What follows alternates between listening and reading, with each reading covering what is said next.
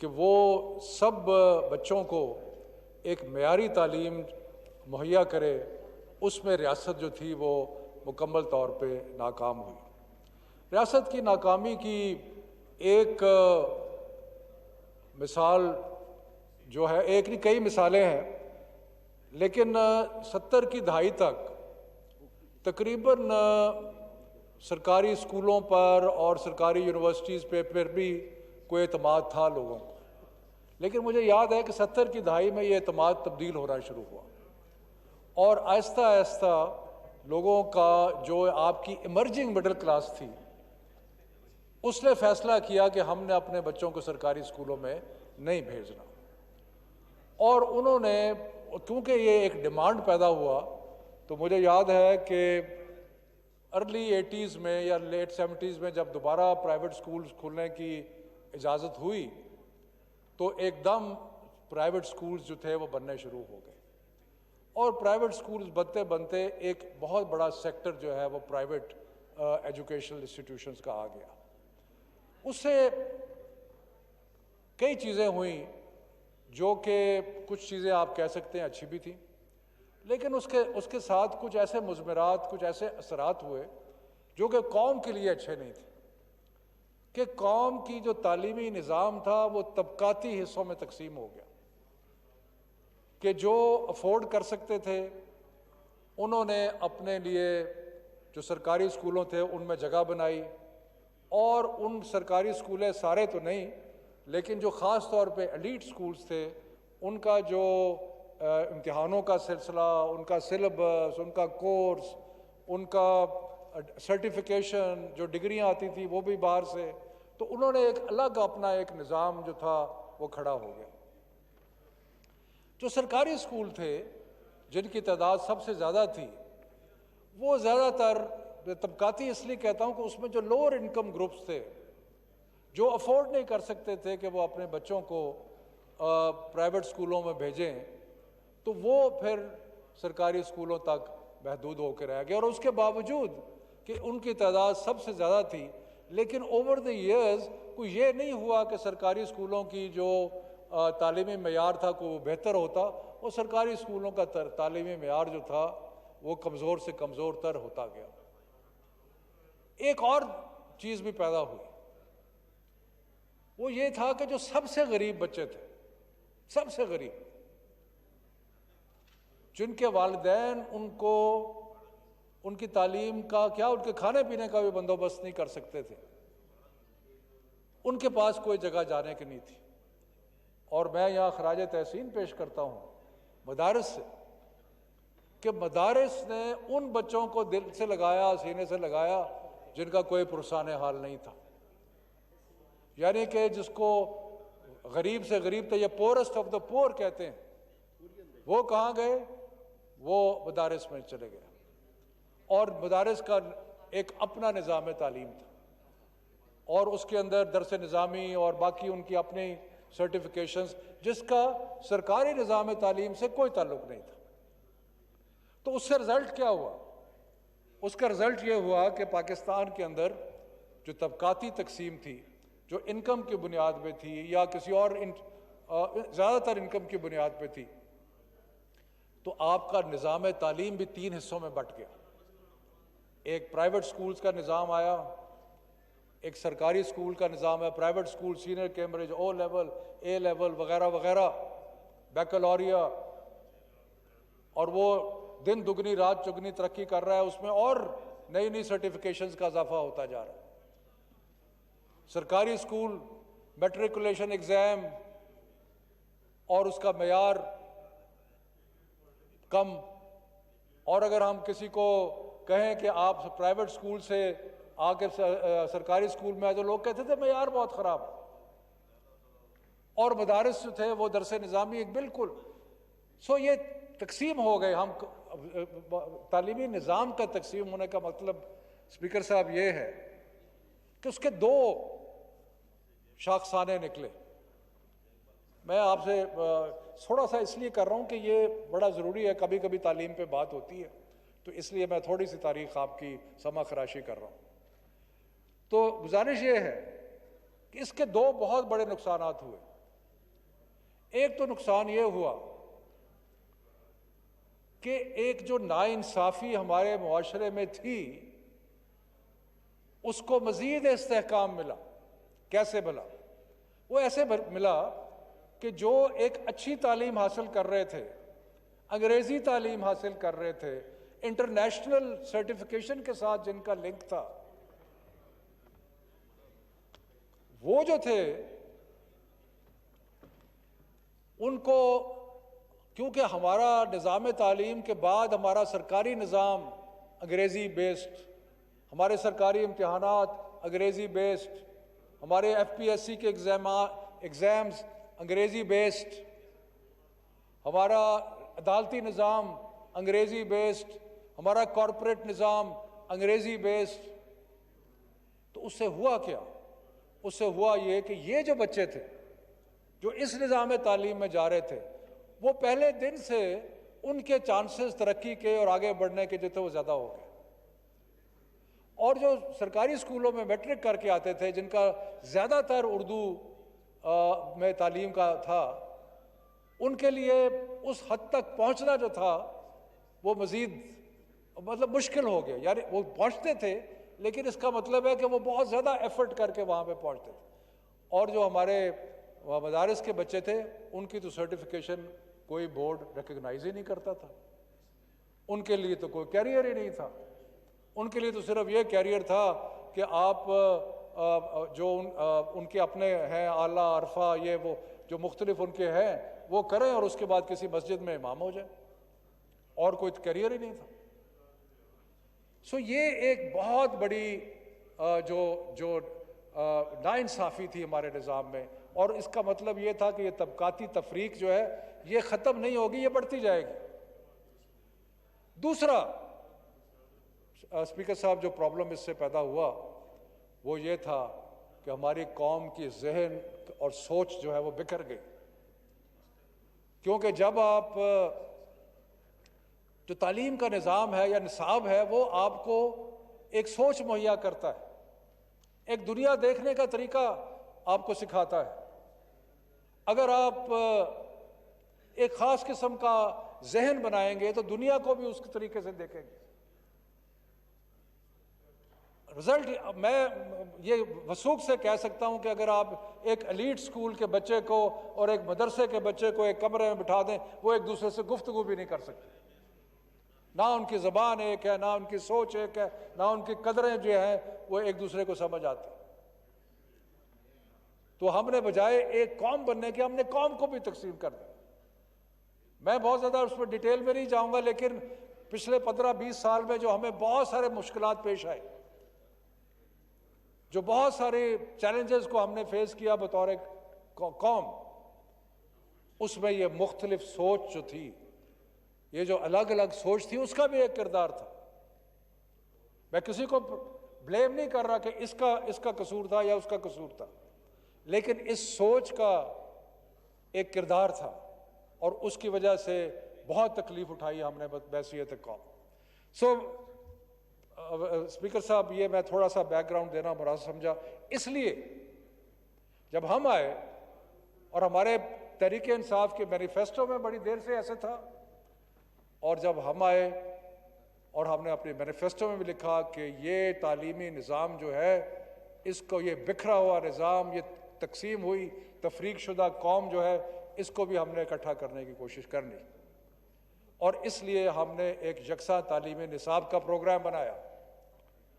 اور اسپیکر صاحب، یکساں تعلیمی نصاب کا پروگرام ہم نے اس وقت بنایا جب کہ 18ویں ترمیم کے بعد نصاب جو ہے وہ ایک فیڈرل سبجیکٹ ہی نہیں ہے. لیکن ہم نے اس سے ڈٹر نہیں ہوئے. ہم نے کہا ہم صوبوں کو ساتھ لے کے چلیں گے. ہم نے inter provincial education ministers conference بنائی، اس کو زیادہ افیکٹو کیا. پہلے بھی تھی لیکن اس کو زیادہ افیکٹو کیا. ہم نے سب صوبوں کے ساتھ سر جوڑ کے بیٹھے. ہم نے ایک نیشنل کریکولم کونسل بنائی. ہم نے اس میں سب لوگوں کو شامل کیا، مختلف مکاتب فکر کو شامل کیا. اس میں مدارس کے اتحاد تنظیم المدارس کو شامل کیا، اس کے اندر انگریزی اسکولوں کو شامل کیا، اس کے اندر صوبائی نمائندگان کو شامل کیا. اور ہم نے کہا آئیے یہ کچھ تحریک انصاف کا معاملہ نہیں ہے، یہ قوم کا معاملہ ہے. آئیے مل کے کریں. اور میں خراج تحسین پیش کرتا ہوں سب کو، سارے صوبوں کو. سب نے اس میں تعاون کیا، سب نے کہا کہ بالکل یہ ایک ایسا معاملہ ہے جس میں یقیناً یہ ہمارا صوبائی سبجیکٹ ہے، لیکن ہم اس میں آپ اور ہم مل کے ایک نصاب بنائیں گے. تو میں یہ خوشخبری سنانا چاہتا ہوں اپنے کولیگز کو اور آپ کے توسط سے قوم کو کہ جو پرائمری کا نصاب ہے کلاس 1 to 5 وہ بن گیا ہے. اس کے اوپر سارے صوبوں نے اپنی رضامندی کا اظہار کیا ہے، کیونکہ ان کے ساتھ مل کے بنایا تھا، ایکسپرٹس کو بلایا، سب کو بلایا. اور میں خاص طور پہ اس میں ہم نے انگریزی اسکولوں کو بھی شامل کیا، اتحاد تنظیم المدارس کو بھی شامل کیا، ہر کسی کو شامل کیا. اور وہ جو فکر تھا لوگوں کو کہ جی سٹینڈرڈ گر جائیں گے، اگر سرکاری کچھ کام ہوگا تو سٹینڈرڈ گر جائیں گے، ایسی بات نہیں ہے اسپیکر صاحب. ایک اعلیٰ نصاب بنا. اب ہم اس کے نیکسٹ سٹیپ پہ جا رہے ہیں. نصاب تو بن گیا ہے، نصاب ہے، براڈ گولز ہوتے ہیں نصاب کے کہ ہمیں یہ ایجوکیشنل آؤٹ کمز چاہیے، ہمیں یہ چیز چاہیے، ہمیں یہ چیز. اب نیکسٹ سٹیپ ہے کہ ہم جو ٹیکسٹ بکس ہیں ان کو تیار کریں. اس پہ کام شروع ہو چکا ہے. اس میں ابھی ہم صوبوں کے ساتھ مشاورت کر کے ایک آپ کے مثالی ٹیکسٹ بکس بنائیں گے، اس کو اوپن سورس کر دیں گے، یعنی کہ جو مرضی چاہے اس کو چھاپے، لیکن ٹیکسٹ جو ہے وہ وہی ہوگا. اور انشاءاللہ تعالی اس کے مختلف مراحل ہیں، وہ چھپیں گے، سب کچھ ہوگا، اپروولز ہوں گی، ایکسپرٹس بیٹھیں گے، دیکھیں گے، جانچیں گے، صوبے بیٹھیں گے، ہر کوئی بیٹھے گا. وہ مل کے جب ہوگا اس کے بعد انشاءاللہ تعالی ایک لیجسلیشن ہوگی، جو کہ میں سمجھتا ہوں دسمبر جنوری کے ارد گرد ایک لیجسلیشن ہوگی، جس کے بعد یہ لازمی ہو جائے گا پاکستان کے سارے اسکولوں کے لیے، چاہے وہ پرائیویٹ ہیں، چاہے وہ سرکاری ہیں، چاہے وہ مدرسے ہیں، کہ سب کا جو کلاس 1 to 5 کا جو پرائمری اسکول سسٹم ہے وہ انشاءاللہ تعالی یکساں ہو جائے گا. اس کے ساتھ ساتھ ہم نے ایک اور جو چیز کی، چترالی صاحب اٹھ کے چلے گئے ہیں، میں ان کو کہ ہم نے مدارس کے ساتھ بہت ساری میٹنگز کی اور ہم نے ان کو باور کرایا کہ یہ جو نصاب ہم مل کے بنا رہے ہیں، اب آپ اپنا نظام نہ چھوڑیں لیکن اس کو بھی اپنائیں. ہم چاہتے ہیں کہ آپ کے بچے آئیں، وہ میٹرک کا بھی امتحان دیں، F A F S C کا بھی امتحان دیں، تاکہ جو مدارس کے فارغ التحصیل بچے ہیں وہ بھی انجینئر بن سکیں، ڈاکٹر بن سکیں. وہ ان کے لیے بھی وہ سارے کیریئرز اوپن ہوں جو کیریئرز کسی اور بچے کے ہوتے ہیں.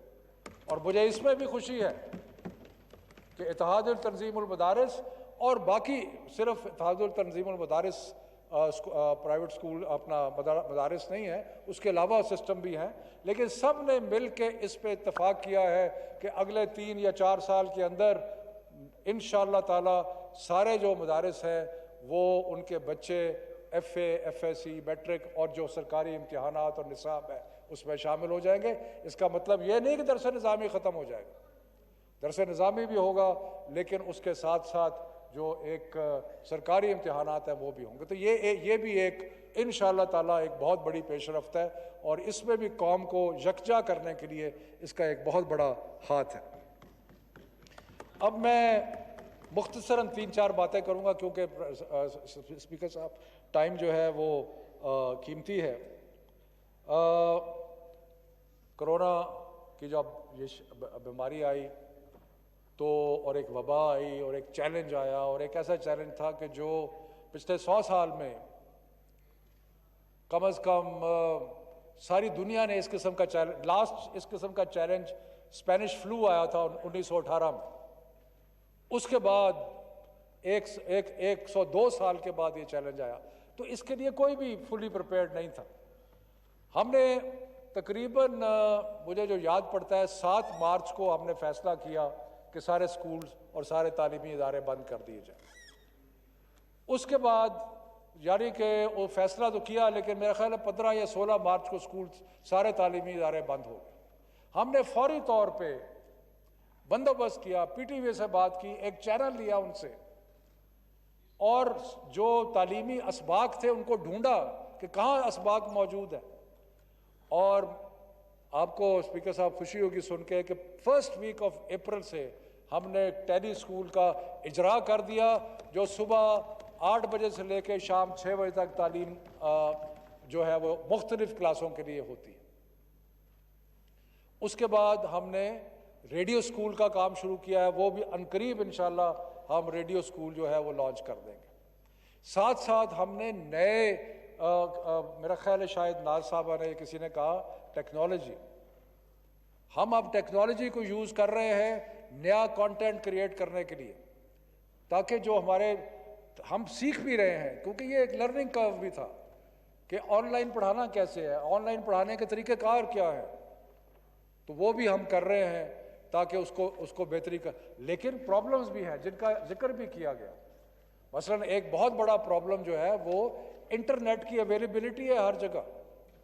یونیورسٹی لیول پہ ہم نے فیصلہ کیا کہ آن لائن ایجوکیشن کریں تاکہ بچے جو گھر میں بیٹھے ہیں ان کو تعلیم ملتی رہے. لیکن آن لائن ایجوکیشن میں بہت سارے پرابلمز ہیں.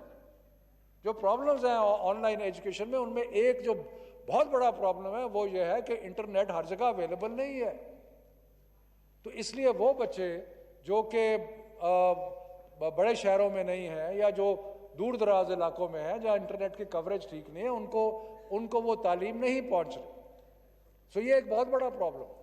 اس سلسلے میں میں نے چند دن پہلے اپنی منسٹری میں سارے گورنمنٹ کے جو ادارے انٹرنیٹ سے ریلیٹڈ ہیں, جو کہ اس میں ٹیلی کامز ہیں, اس میں پی ٹی اے ہے, اس میں یہ جو منسٹری آف آئی ٹی ہے, سب کو اکٹھا کیا.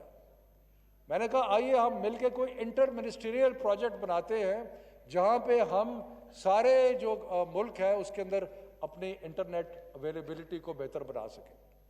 اس میں ہم نے اور چیزیں بھی سوچی ہیں, میں آپ کا بہت زیادہ ٹائم نہیں لینا چاہتا, لیکن ہم لوکل ایریا نیٹ ورکس بھی بنا سکتے ہیں. کئی جگہ سیکیورٹی کے ایشوز ہیں, وہاں پہ انٹرنیٹ کنیکٹیوٹی جو ہے وہ پرابلم ہے, لیکن وہاں ہم لوکل ایریا نیٹ ورک بنا کے اور صرف تعلیم ریلیٹڈ کانٹینٹ اس کے اوپر جاری کر سکتے ہیں. لیکن انٹرنیٹ میں ہم نے بہت بڑا سفر طے کرنا ہے. ایون اسلام آباد کے اندر اگر آپ گھر کے اندر بیٹھے ہیں, کئی جگہ آپ کا انٹرنیٹ جو ہے وہ اچھا نہیں ہے. سو اس لیے پرائم منسٹر صاحب نے فیصلہ کیا ہے کہ وہ ایک عنقریب ایک پورا کمپریہنسو پلان یہ انٹرنیٹ اویلیبلٹی اور انٹرنیٹ کنیکٹیوٹی اور اس سارے سلسلے کو بہتر بنانے کے لیے کریں گے. لیکن دوسرا پرابلم لرننگ بھی ہے. ہمارے ٹیچرز نے بھی سیکھنا ہے, سب نے سیکھنا ہے کہ اگر ہم نے دور سے پڑھانا ہے تو دور سے پڑھانے کا طریقہ جو ہے وہ کون سا بہترین ہے, تو وہ بھی ہو رہا ہے. ہم نے اپنی منسٹری میں سب کی اطلاع کے لیے کروں کہ ہم نے اپنی منسٹری میں ایک پورا ونگ ڈسٹنس لرننگ کا بنا دیا جو پہلے نہیں تھا, اس لیے کہ ہم دیکھ رہے ہیں کہ جو آگے وقت آ رہا ہے اس کے اندر ڈسٹنس لرننگ جو ہے وہ ایک بہت میجر رول پلے کرے گا, اور اس کے لیے ہمیں تیاری کرنی چاہیے, اور وہ ہم نے شروع کر دیا. اسپیکر صاحب صرف 2-3 چیزیں ہیں جن کے اوپر میں ویری کوئکلی, کیونکہ وہ باتیں کی گئیں, باتیں تو بہت ساری کرنے کی, میں صرف ایک چیز آپ کے نوٹس میں لانا چاہتا ہوں. ہم نے یہاں ایک قرارداد پاس کی ہے خاتم النبیین کے حوالے سے کہ اس کو نصاب جہاں حضور صلی اللہ علیہ وسلم کا نام لکھا جائے اس کے ساتھ خاتم النبیین جو ہے نا وہ لکھا جائے. تو کائنڈلی وہ قرارداد جو ہے نا آپ بالکل اسپیکر صاحب ایسا ہی ہوگا.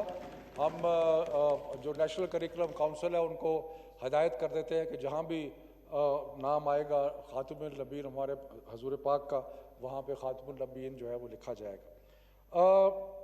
2-3 چیزیں لوگوں کی اطلاع کے لیے جی. ایک تو میں یہ اطلاع کرنا چاہتا ہوں کہ ایک بہت بڑا چیلنج جو تھا اسپیکر صاحب وہ یہ تھا کہ 40 لاکھ بچوں نے امتحان دینے تھے, 9ویں 10ویں 11ویں 12ویں کے بھی, وہ ان کو امتحان دینے گے تھے تبھی پروموشن ہونا تھا. امتحان ممکن نہیں تھے. جب امتحان ممکن نہیں تھے تو کیا کرتے؟ تو اس لیے ہم نے بہت ساری مشاورت کرنے کے بعد ایک آرگنائزیشن ہے IBC inter board committee of chairman, ان کی سفارشات سے صوبوں کے ساتھ مل کے ہم نے تقریباً سارے بچوں کو پاس کر دیا. کا سب سے اچھا ڈیسیجن ہوا کیونکہ میرے گھر میرے بچوں کو بھی اس کا فائدہ پہنچا ہے. ہم نے اس میں ایک تھوڑا سا فارمولا بنایا اور اس میں ہم نے مختلف اور لیکن میں یہ ایمفسائز کرنا چاہتا ہوں کہ یہ سارا بین الصوبائی ہماری جو انٹر منسٹریل کانفرنس ہے اس کا فیصلہ تھا اور یہ پھر نیشنل جو national NCC national command and operation centre ہے اس نے بھی اپروو کیا. سو اب یہ ہے کہ اس کے لیے کوئی تھوڑی سی دشواری آ رہی ہے کہیں کہیں کیونکہ کوئی لیگل ہچز آ رہی ہے کہ جی بغیر امتحان کے بورڈز کہہ رہے ہیں کہ ہم بچوں کو کئی جگہ پاس کرنا, تو اس کے لیے جو لیگل پرابلمز ہیں ان کو ٹیک کیئر کر کے تو وہ جو فیصلہ کیا گیا ہے اس کے مطابق عمل درآمد ہوگا. تو اس کے بارے میں کسی کو فکر نہیں کرنی چاہیے کیونکہ یہ نیشنل کوآرڈینیشن کمیشن جس کا پرائم منسٹر چیئر تھے, سارے چیف منسٹرز اس کے ممبر تھے, موجود تھے, میں بھی وہاں موجود تھا, وہاں پہ یہ فیصلہ ہوا اور یہ فیصلہ امپلیمنٹ ہوگا. اس کے بعد اسپیکر صاحب 2-3 چیزیں ہیں. ایک تو پرائیویٹ سکولز کب کھلیں گے, اس کے بارے میں بہت ساری اسپیکولیشن ہو رہی ہے. ابھی ذکر بھی آیا یہاں پہ, یہ بھی کہا گیا کہ نہ کھولیں. بالکل ٹھیک ہے, ہم نے ابھی کوئی سرکاری اسکول کھولنے کا کوئی فیصلہ نہیں کیا. ابھی 2 تاریخ کو 2 جولائی کو inter provincial education ministers conference ہم کر رہے ہیں. اس کانفرنس کے اندر ہم سب کی رائے لیں گے. 15 جولائی تک تو ہم نے آلریڈی بند کیا ہوا ہے, لیکن پھر ہم سب کی رائے لیں گے, دیکھیں گے کہ حالات جو ہے وہ کس طرف جا رہے ہیں.